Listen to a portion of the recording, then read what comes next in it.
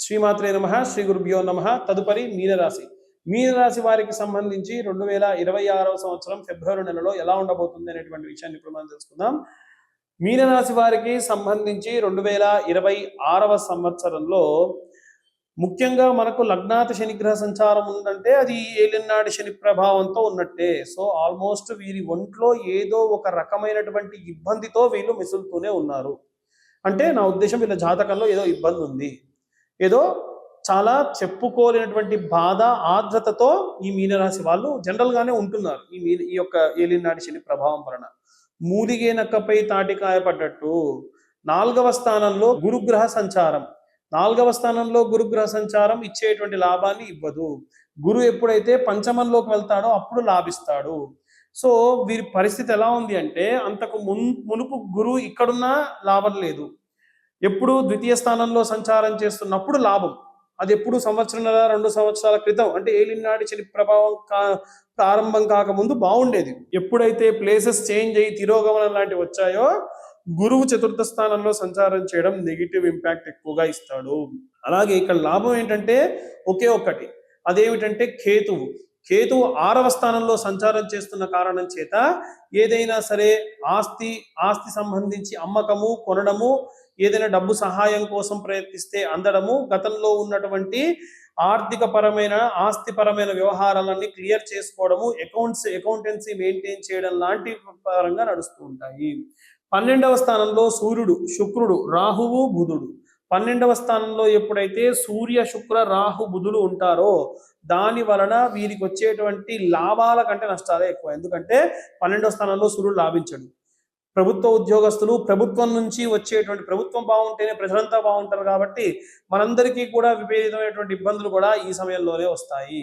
కాబట్టి ఈ యొక్క మీనరాశి వారికి సంబంధించి ప్రభుత్వపరమైనటువంటి వాటి నుంచి వచ్చే లాభాలు రావు, ప్రభుత్వ ఉద్యోగస్తులకు అంత ప్రశాంతత ఉండదు, విపరీతమైన వర్క్ ప్రెషర్ ఎక్కువగా ఉంటుంది.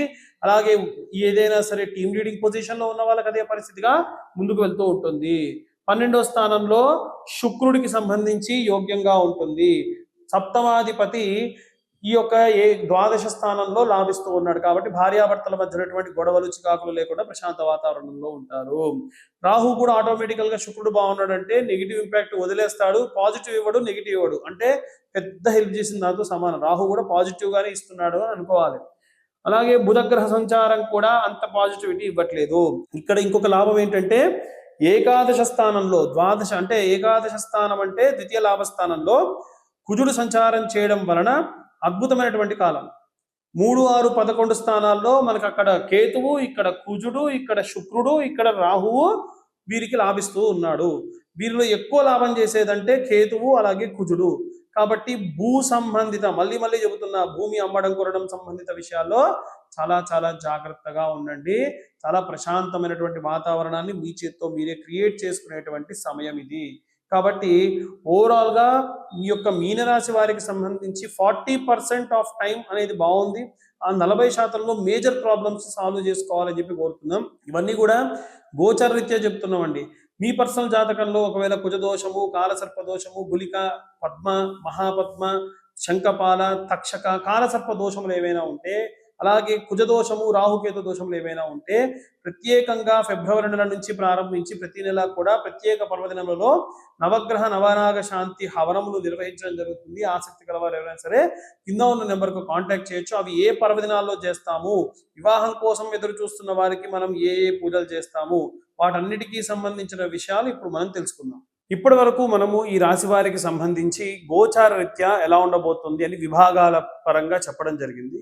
ఇప్పుడు ఈ ఫిబ్రవరి నెలలో ద్వాదశ రాశుల వారిలో కూడా ప్రత్యేకంగా ఈ రాశి వారికి సంబంధించి ఏం రెమెడీస్ తీసుకోవాలి. మనము ఈ వీడియో చెప్పుకున్నవి ఏంటంటే కాలసర్పదోషం ఉన్న, గులికా కాలసర్పదోషం లాంటివి ఉన్న, సర్పదోషం, రాహుకేతువుల యొక్క దోషం ఉన్న వారు ఏం పూజలు ఏం మంత్రం చదవాలి అని చెప్పి తెలుసుకున్నాం కదా. అలాగే మనకు వివాహం కాని వారి గురించి కూడా ఈ యొక్క రెమెడీస్లో భాగంగా చెప్పుకుందాము. వాస్తవంగా ఏంటంటే అనంతం వాసుకిం శేషం పద్మనాభంచ కంబలం శంఖపాలం ధృతారాష్ట్రం తక్షకం కాళీయం తదా. ఈ మంత్రాన్ని 9 మార్లు ప్రతిరోజు చదివిన మాత్రం చేత సర్ప సంబంధిత దోషములు పోతాయి.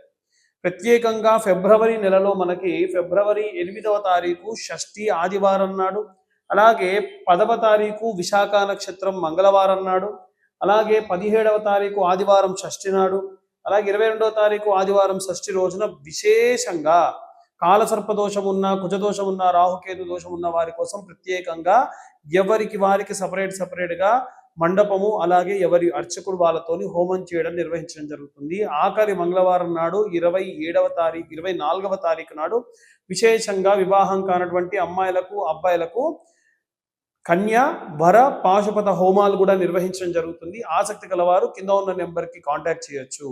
అలాగే ఈ రాశిలో ఉన్న వారికే సాధారణంగా ఏంటంటే మనము ముందుగానే చెప్పుకున్నాము, ఎవరైతే ఈ యొక్క గృహిణులు, విద్యార్థులు, చేతి వృత్తులు, కుల వృత్తులు చేసుకునేటువంటి వాళ్ళు, ఉద్యోగస్తులు, వివాహం కోసం చూసేటువంటి వారందరూ కూడా దక్షిణామూర్తి స్తోత్రాన్ని పాఠనగా చేయడం మంచిది. ఈ నెలలో ప్రత్యేకంగా మనకు 16, 17, 18 తారీఖులలో, అలాగే 26వ తారీఖు కూడా షష్టగ్రహ కూటమి, పంచగ్రహ కూటమి లాంటివి ఉన్నాయి. ఆ రోజున ప్రత్యేకంగా చేసేటువంటి పనులేవి కూడా చేయకుండా ఉంటే మంచిది.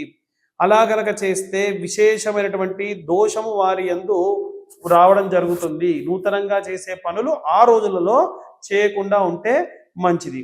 ఇక నవగ్రహాలకి కూడా నిత్యము 21 ప్రదక్షిణాలు సభ్య దిశలో, 6 ప్రదక్షిణాలు అపసభ్య దిశలో చేయడము, ఆదిత్యాయ చ సోమాయ మంగళాయ బుధాయ చ గురు శుక్ర శనిభ్యశ్చ రాహవే కేతవే నమః అనేటువంటి మంత్రాన్ని చదువుతూ అందరూ కూడా ప్రదక్షిణ చేయడము.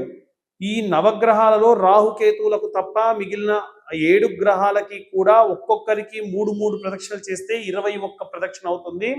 అలాగే రాహుకేతువులకు అపసవ్య దిశలో అంటే యాంటీ క్లాక్ వైజ్ డైరెక్షన్ లో 6 ప్రదక్షిణాలు చేస్తే అలా రాహుకేతువులకు ప్రదక్షిణాలు సమర్పించిన వారు అవుతారు. ఇలా చేయడం వల్ల సంపూర్ణమైనటువంటి నవగ్రహ సంభావిత దోషములు ఏవైనా ఉంటే పోగొట్టుకోవచ్చు. ఈ యొక్క పూజలు ఏవైనా సరే పాల్గొనదలుచుకున్నటువంటి వాళ్ళు కనుక పాల్గొని డబ్బులు ఎంతో కొంత కట్టి అడ్వాన్స్ పే చేస్తే వారికి జాతక కుండలి పూర్తిగా 60 నుంచి 70 పేజీల్లో జాతకం విశ్లేషణగా ఇవ్వడం జరుగుతుంది.